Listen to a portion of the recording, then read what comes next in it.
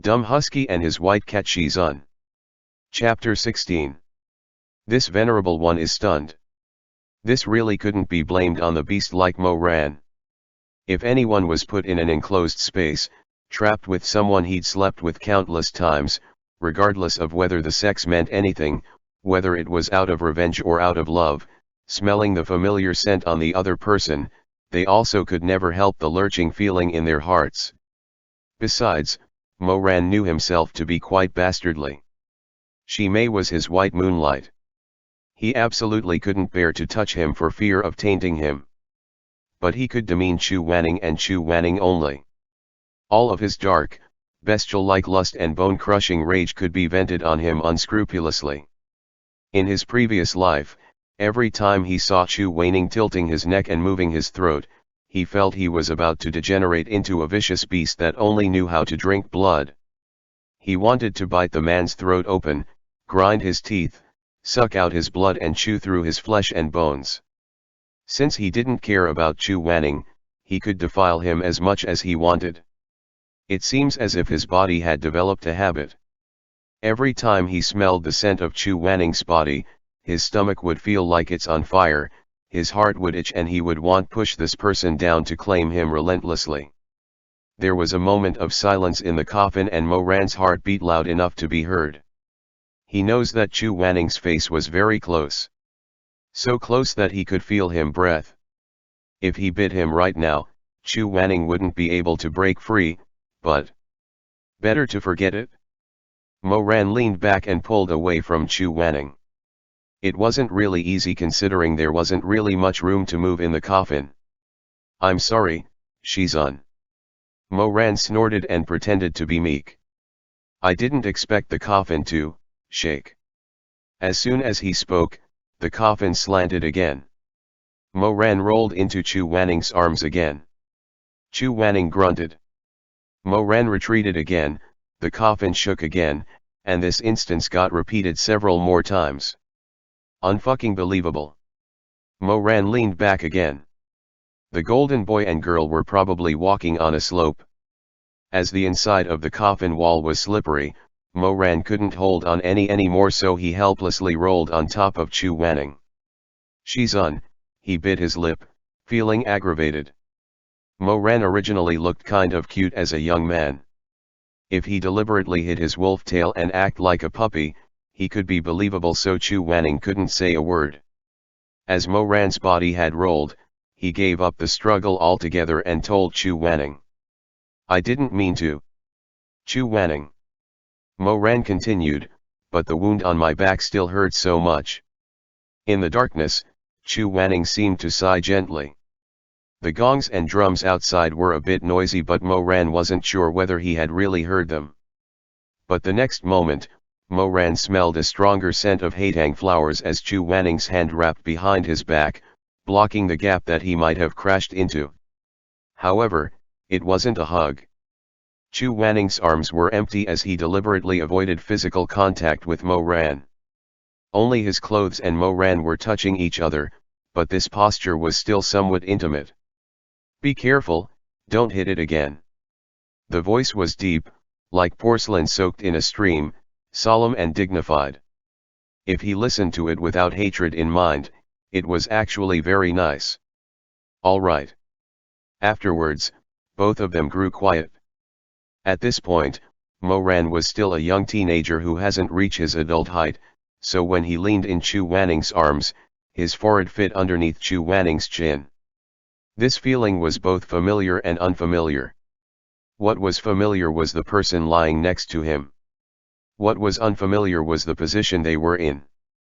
Once upon a time in the past, events that had transpired in Wushan Palace where he was lying on Shisheng Peak.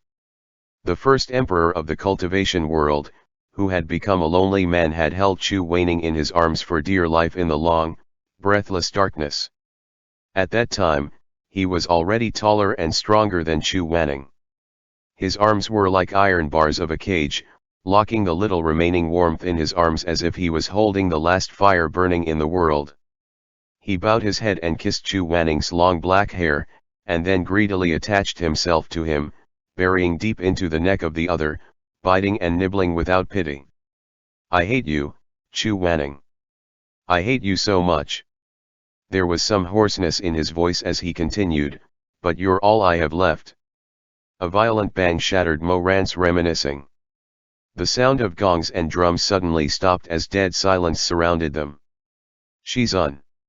Chu Wanning stretched out his hand, touched Mo Ran's lips and said solemnly, "Don't talk, we've arrived." Sure enough, the sound of footsteps outside had completely stopped as silence blanketed the place.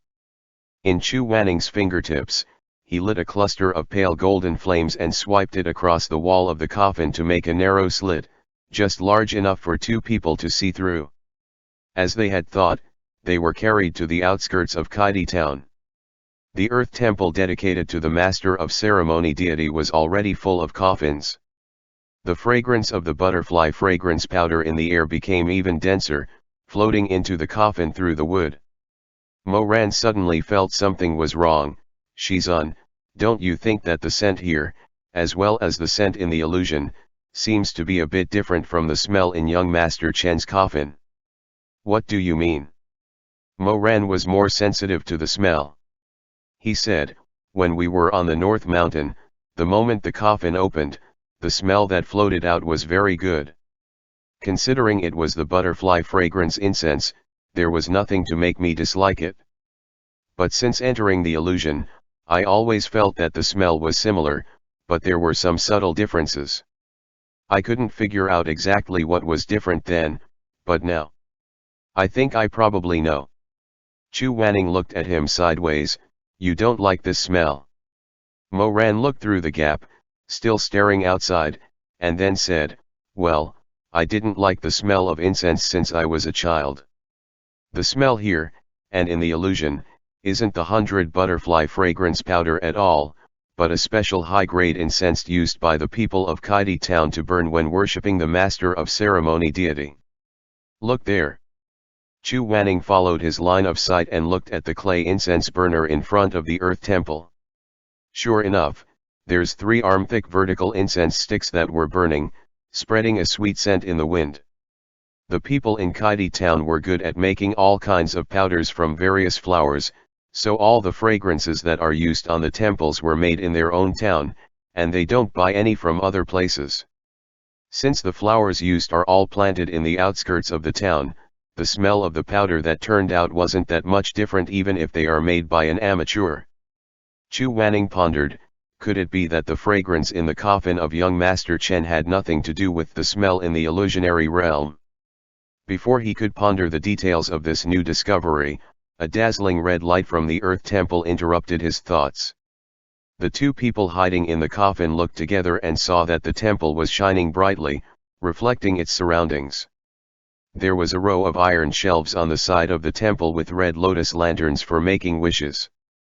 Those lotus lanterns were originally extinguished, but now they were all being lit up one by one. The boys and girls guarding all the coffins knelt down one after another, chanting, "The Master of Ceremonies has come down to earth to guide us lost ghosts and lonely souls to be free from eternal suffering and to meet our beloved to lie in the same coffin, and be companions in the underworld."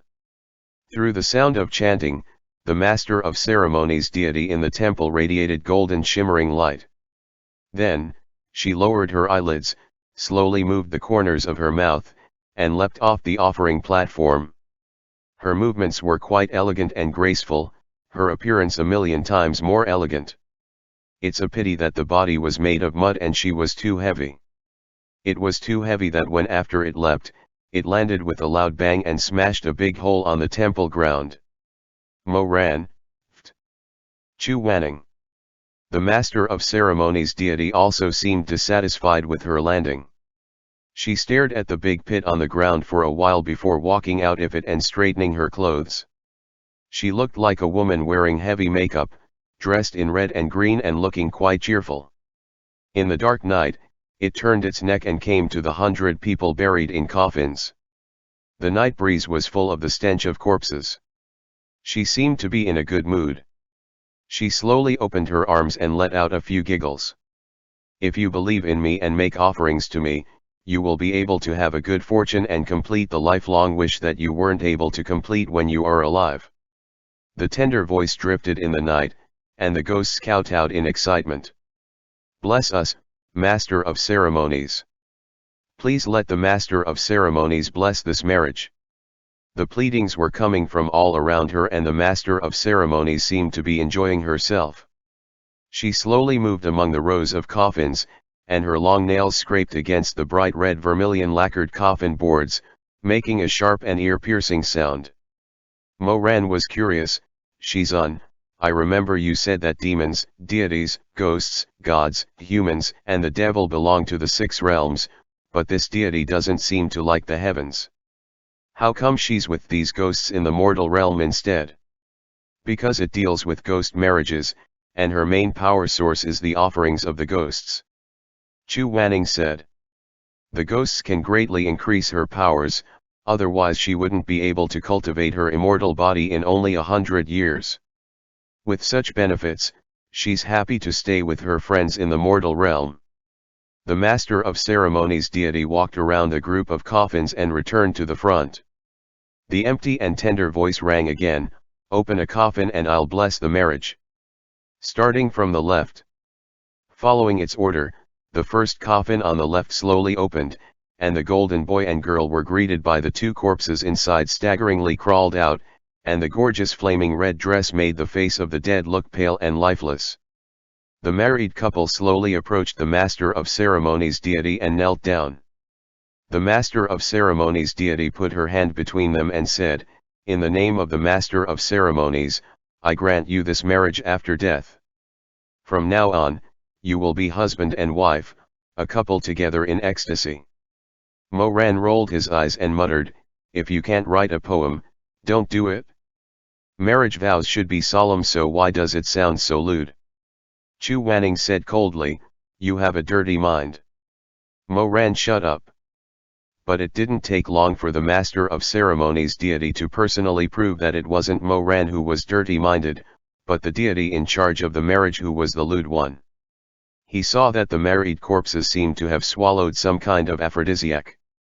They were already 2 dead bodies, but suddenly they began to tear each other's clothes, feverishly kissing and embracing each other passionately. They were entangled so shamelessly in public. Chu Wanning. Moran. In the name of the Master of Ceremonies, I give you the joys of heaven.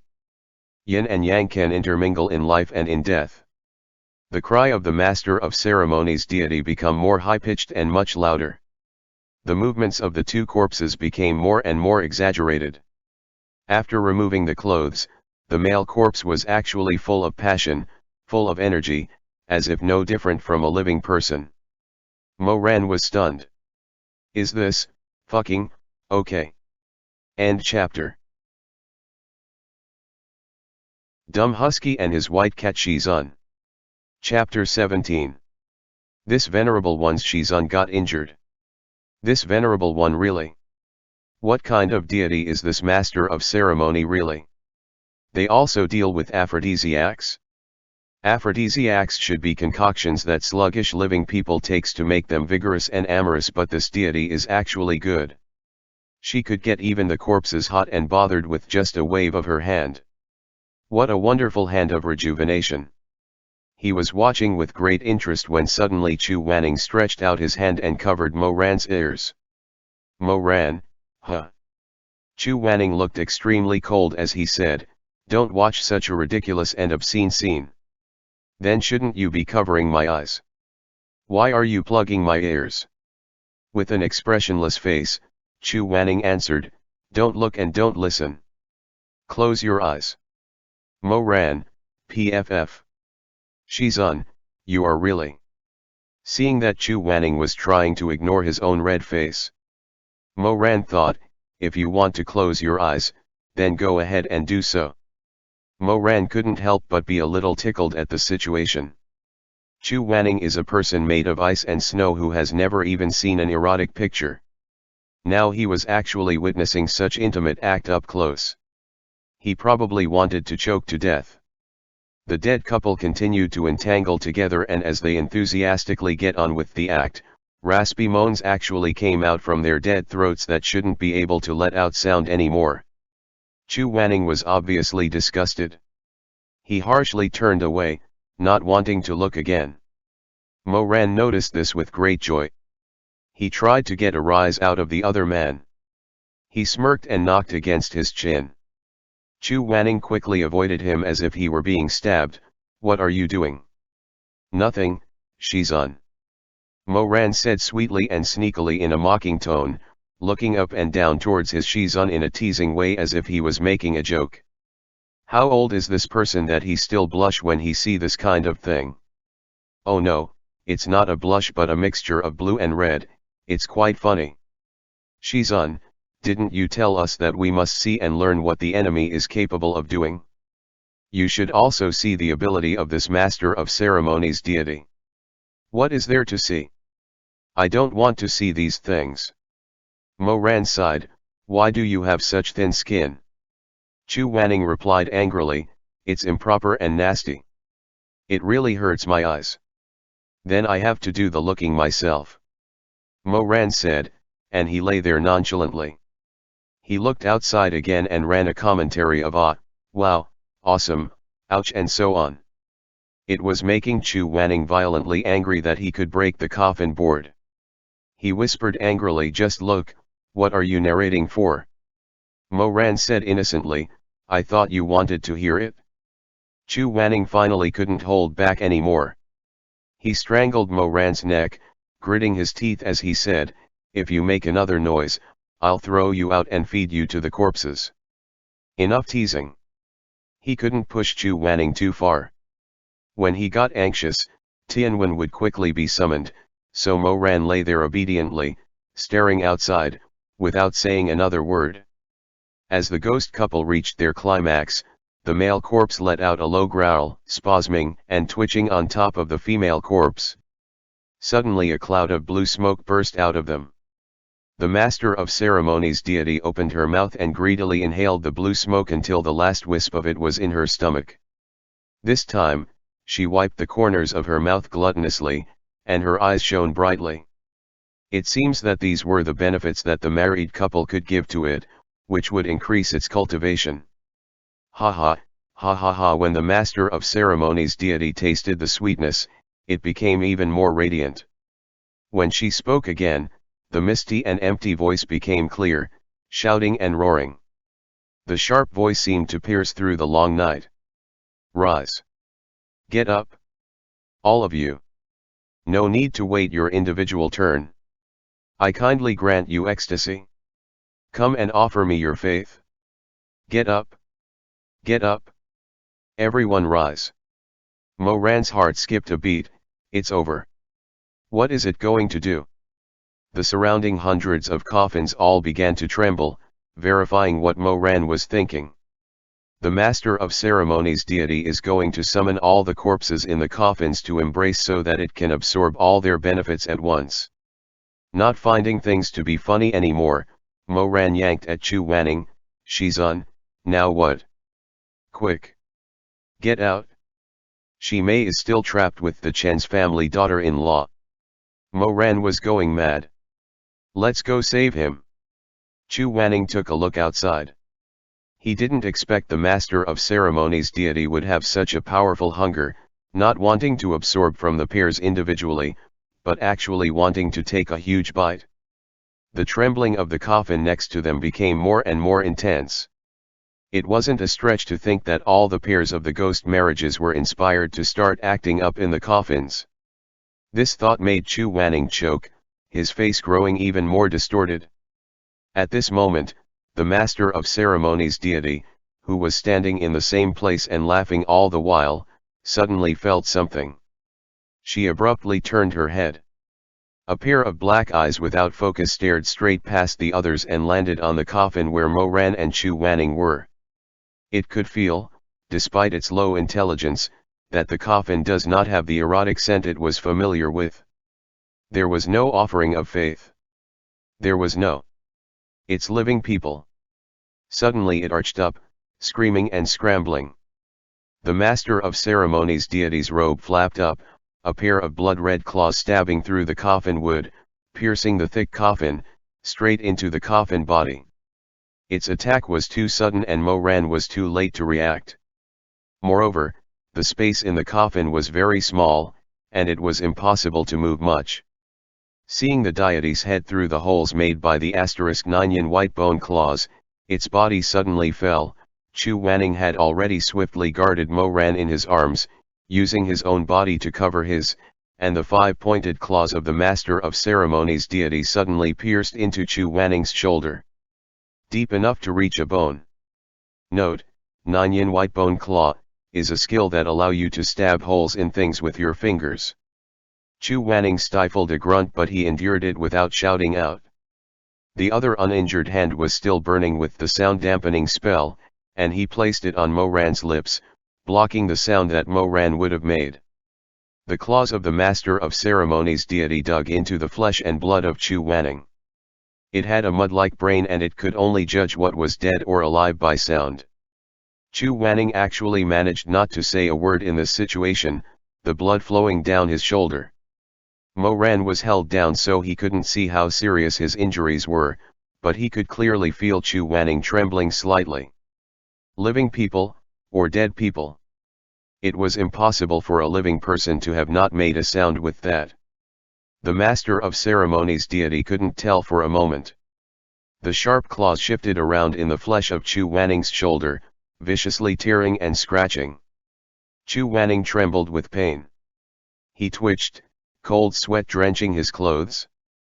But he was still biting his lip, protecting the disciple in his arms and continued to act as a corpse of a dead person. He pressed against the edge of the coffin, like cast iron on the wall of the coffin. The Master of Ceremonies deity seemed to determine that whoever's in the coffin was not alive anymore. It pulled its hand out, blood flying. The sound of fingers being pulled out of the flesh could be heard, which makes one's hair stand upright. Chu Wanning's taut body felt like it had suddenly lost its strength. He let go of Moran and gasped softly. There was a strong smell of blood flowing in the coffin. Moran raised his head. Through the dim light leaking in through the hole, he could see Chu Wanning's drooping eyelashes, as well as the moist but stubborn eyes beneath them. Those slightly provocative phoenix eyes, blurred with pain, but still looked cruel and tenacious, a thin veil of mist filling them. Moran wanted to speak but Chu Wanning shook his head. He lifted the silencing spell on his lips. After a while, he took a slow breath and, with trembling fingertips, wrote on the back of Moran's hand, "The sound-canceling barrier was damaged, so don't speak." The Master of Ceremonies deity outside tilted its head, as if she didn't understand why, even though there was clearly no living person inside the coffin, they didn't follow its instructions, nor could it feel any offerings of faith. Chu Wanning raised his head and glanced at it from the gap. His uninjured hand was encaged with golden light, and a willow vine flowing with flaming luster came out in response to the call. He held Tianwen and narrowed his eyes. The next moment, they broke out of the coffin. The coffin exploded. Chu Wanning flew out like lightning. Tianwen was both accurate and quick, and it strangled the neck of the Master of Ceremonies deity, who let out an ear-piercing whine. "Who are you? How dare you?" Chu Wanning's answer was only one word: "Begone." The large, auspicious red robe flipped out, like a cloud wave.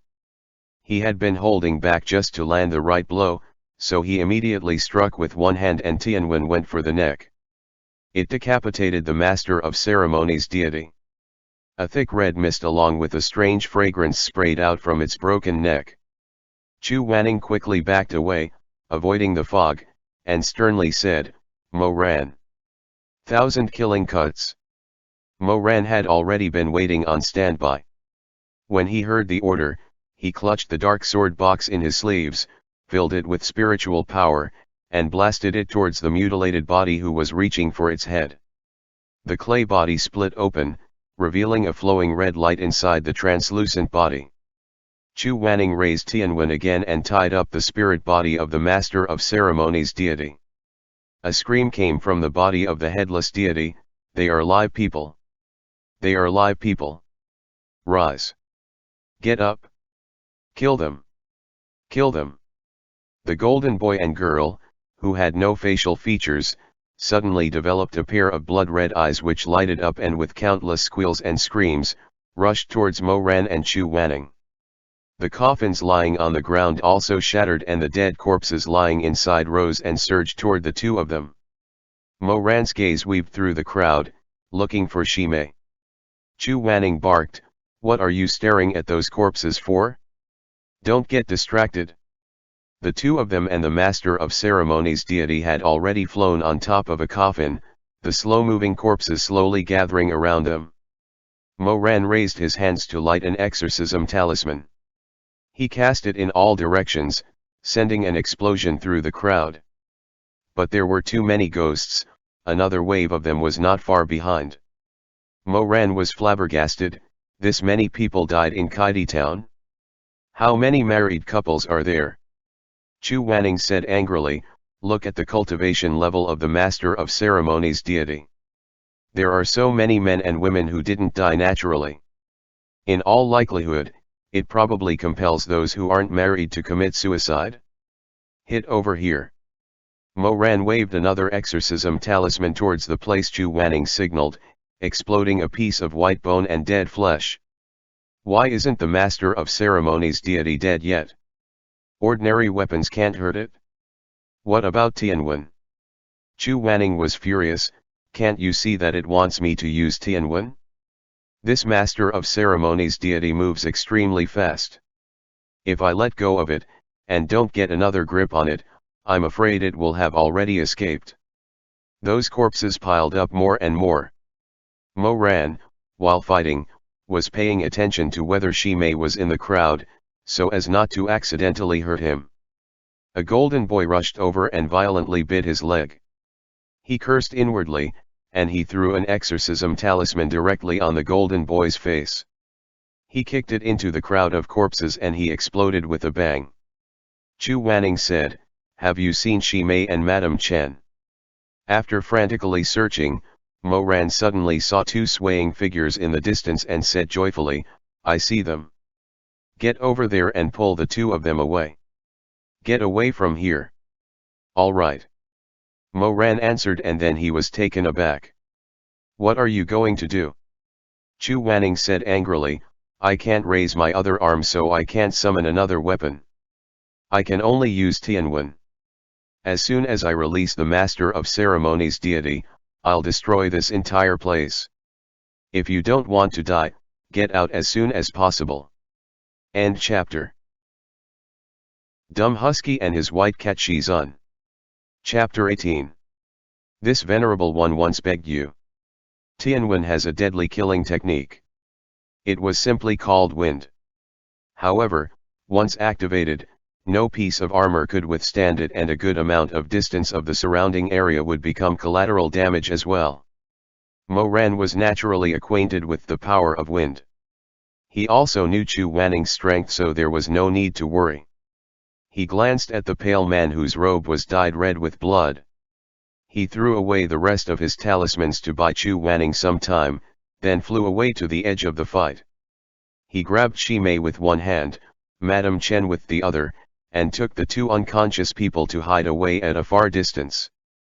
Chu Wanning endured the severe pain from his injury and reluctantly moved his other hand. Suddenly, Tianwen burst out with a dazzling golden light, and Chu Wanning violently jerked it back. The master of ceremonies deity went berserk. It jumped up and rushed towards Chu Wanning with a distorted face. Chu Wanning's robe waved like a flame in a violent wind, billowing and flying.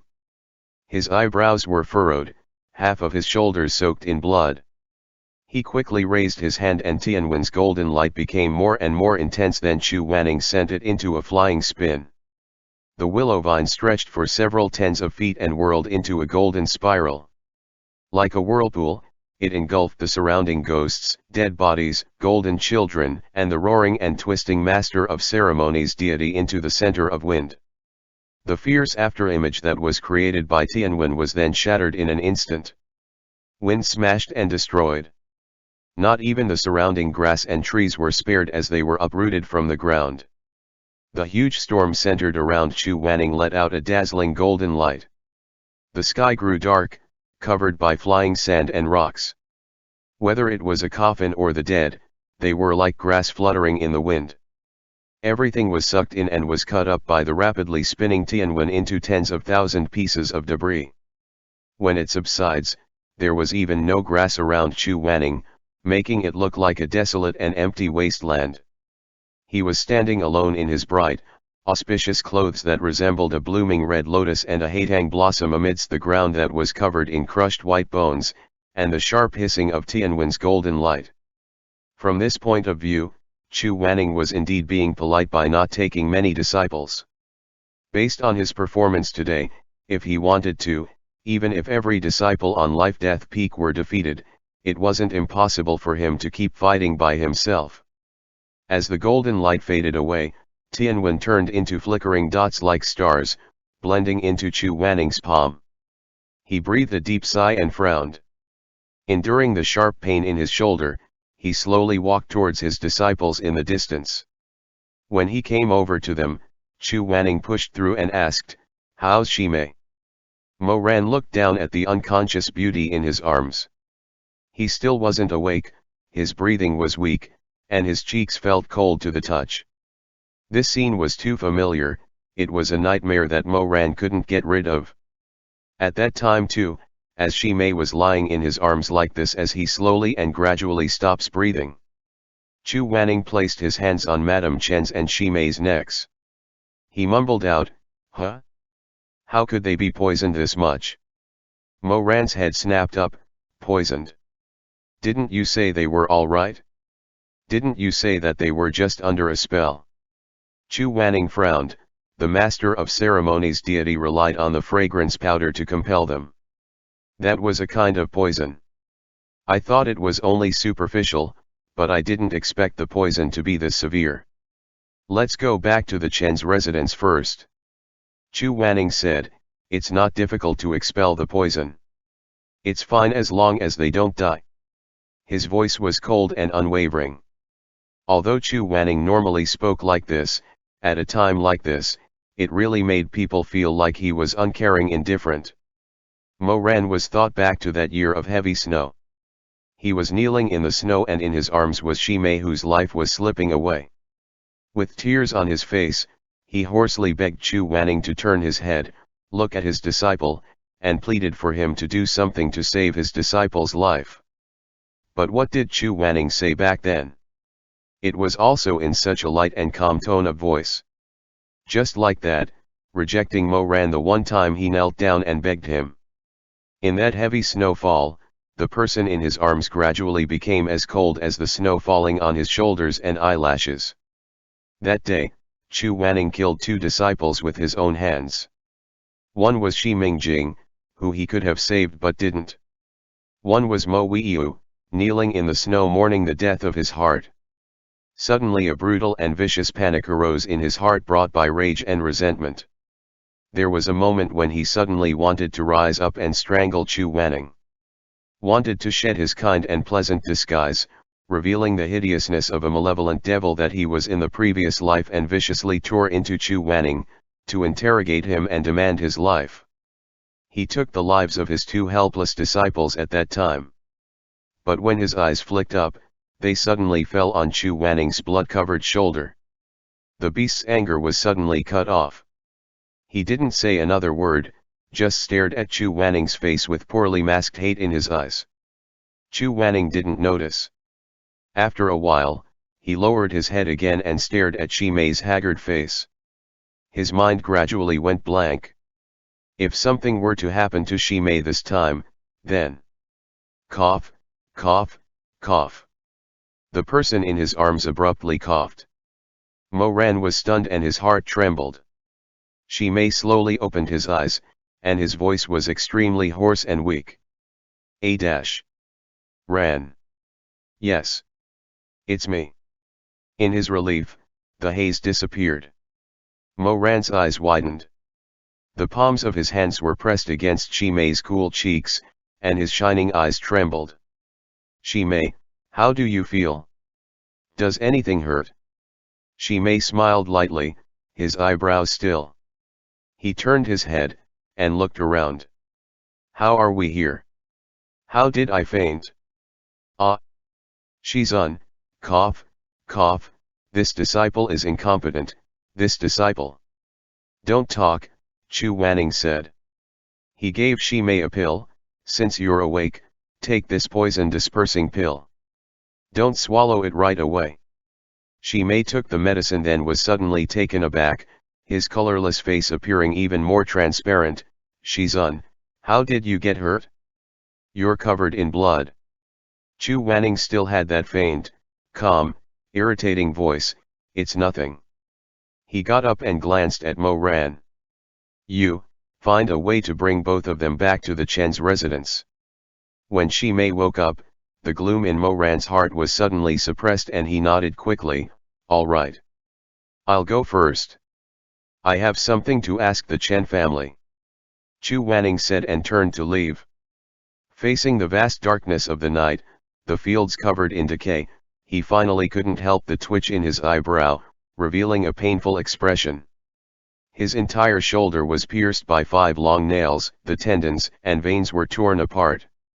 The master of ceremonies' deity claws even pierced the bones deep in his flesh and blood. No matter how he pretended to endure it calmly, no matter how he tried to stave the bleeding, he was still a human being. He definitely feels the pain, but so what if it hurts?